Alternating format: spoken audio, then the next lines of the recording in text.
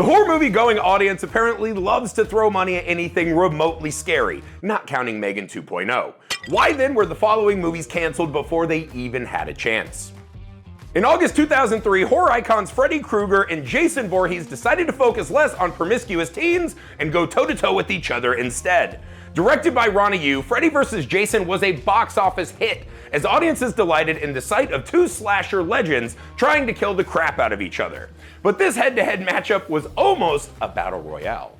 After various Friday the 13th comic books and movie-based Easter eggs suggested that Jason was a Deadite from Sam Raimi's Evil Dead saga, it was proposed that the latter's protagonist, Ash Williams, get in the ring for Freddy vs. Jason vs. Ash. After getting a call from New Line Cinema, Ash's real-life alter ego Bruce Campbell was open to the concept, for a little bit at least.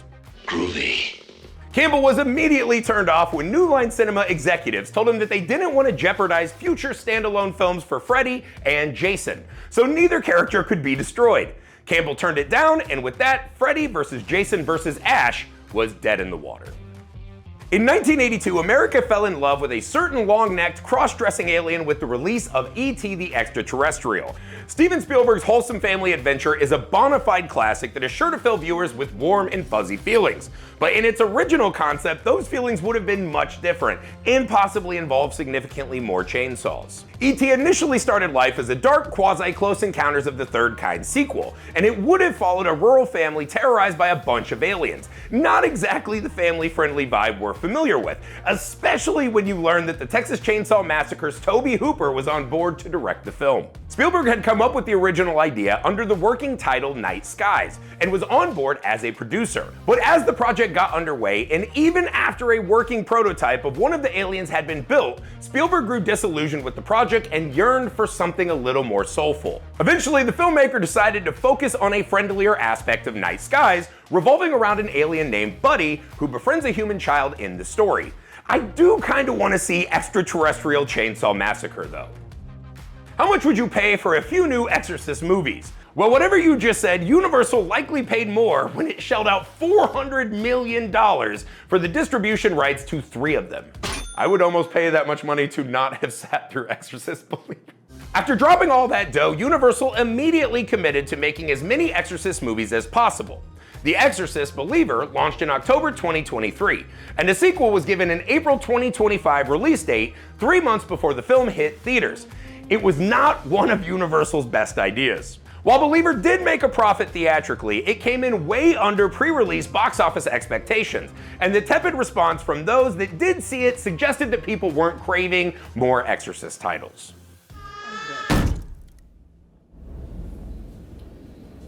Can I go home now?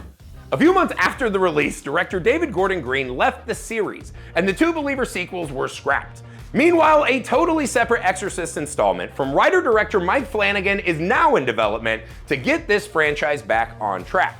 And out of hell? While we eventually did get a Jigsaw movie in 2017, it was markedly different from its original concept. After Saw 3D in 2010, audiences were suffering from a drought of people getting killed by intricate puzzles in gloriously gory ways, something that screenwriters Josh Stolberg and Peter Goldfinger attempted to remedy. Wanting to mix up the franchise's default style, Stolberg and Goldfinger proposed a script that would isolate the victims of John Kramer, aka Jigsaw, by setting all the traps on an oil derrick.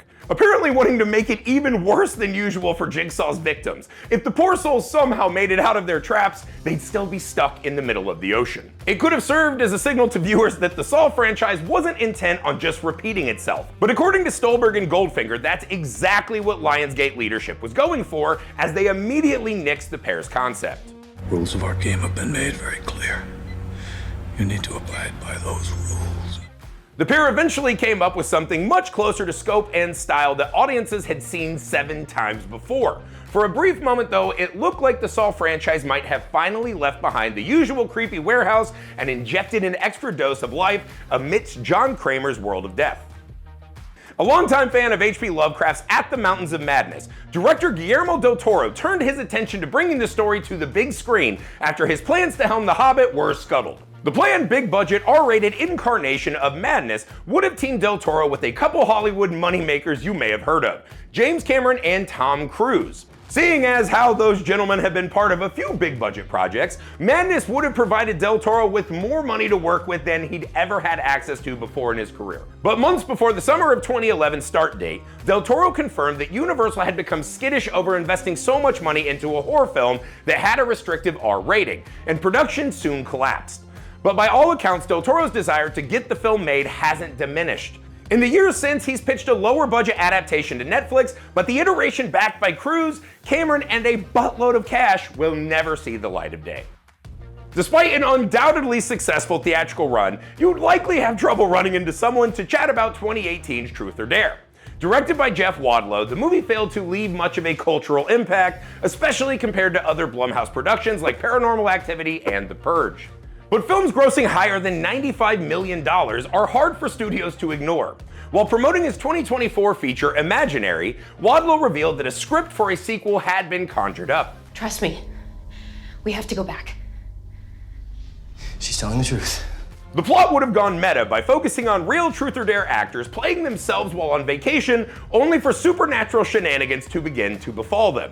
This production, titled Truth or Dare IRL, almost began shooting on a Universal backlot during the early months of COVID-19. But as many productions learned, filming during a pandemic makes things expensive, especially when considering both Blumhouse's budget-conscious filmmaking model and the original film's $3.5 million price tag. We're now thankfully years away from the pandemic, but that also means we're even further away from the original film's release, and those involved feel that too much time has passed to make the planned sequel. Though she may not be a household name, Lynne Ramsay has become one of the best English-language filmmakers alive today, thanks to her gift for realizing harrowing cinema that gets under your skin. In late 2020, it looked like Ramsay was preparing to apply her craft to more mainstream material by adapting Stephen King's novel, The Girl Who Loved Tom Gordon. The 1999 book focuses on 9-year-old Tricia McFarlane, who becomes lost on the Appalachian Trail with only her recurring visions of Red Sox player Tom Gordon to accompany her in this treacherous realm. Ramsay was likely hooked as soon as she realized she could focus on yet another tormented youth, and the project would pair her with mainstream producer Roy Lee. The team of Ramsay and Lee, along with a renewed interest in King's work after 2017's It, seemed to signal that the stars had aligned to bring the project to fruition, but then it just didn't. No further updates ever emerged on the adaptation, and Ramsay moved on to make people uncomfortable with other projects like Cannes Film Festival 2025 sensation Die My Love. 2009's Jennifer's Body may have put Karyn Kusama on the map for movie fans, and later films like Destroyer and The Invitation further cemented her talents. So the prospect of her unleashing her fangs and adapting Bram Stoker's Dracula sounds like a match made in horror movie heaven. Titled Mina Harker, the project was set to star Jasmine Cephas-Jones in the title role as one of the protagonists battling against Dracula, but production collapsed just 3 weeks before shooting was supposed to begin. Dismayed moviegoers had to wait 2 years for a possible explanation when Kusama suggested that the plug was pulled because studio executives got cold feet. The director's ambitious take would have deviated from the standard monster movie fare, and the scariest thing for a movie executive isn't an excellent horror movie, it's that movie not making them enough money. Even traditional monster movies can run into problems. The Gill Man from 1954's Creature from the Black Lagoon remains one of the most enduring figures in both the Universal Monsters canon and American horror cinema. Given that the character scored a handful of sequels in the 1950s, and that Universal Pictures loves remaking its old monster movies, a remake should have been a no-brainer to terrorize 21st century moviegoers. Despite countless efforts to develop this project, however, a new iteration of Black Lagoon has never materialized. So long as we don't count the weird sexy one that won Best Picture a few years ago, but I digress. By 2009 though, all the best laid Black Lagoon plans had gone awry. Eisner got out while the getting was good, and suddenly chaos consumed the endeavor. For a moment, Universal courted Carl Wrench to take over the film, but this never panned out, and Wrench is currently facing fraud and money laundering charges. You won't get too many jobs with that on your resume. Universal soon shifted focus to other modern monster movies like Dracula Untold and a different remake with 2017's The Mummy. Despite its enduring popularity and influence on pop culture, Creature sank to the bottom of the Black Lagoon as Universal prioritized other remakes. Though rich in source material, getting a modern-day Twilight Zone movie off the ground has proved just as frightening as some of the show's best episodes. In the late 2000s, a 21st century Twilight Zone movie reboot gained some momentum as Leonardo DiCaprio stepped aboard to produce the project for Warner Brothers Pictures. Shortly afterward, director Matt Reeves, fresh off 2008's hit Cloverfield, signed on to direct this ambitious reimagining of the television classic. But not long after, Reeves decided that being ruled by primates was a better prospect and left to direct Dawn of the Planet of the Apes. You're a bad man. You're a very bad man.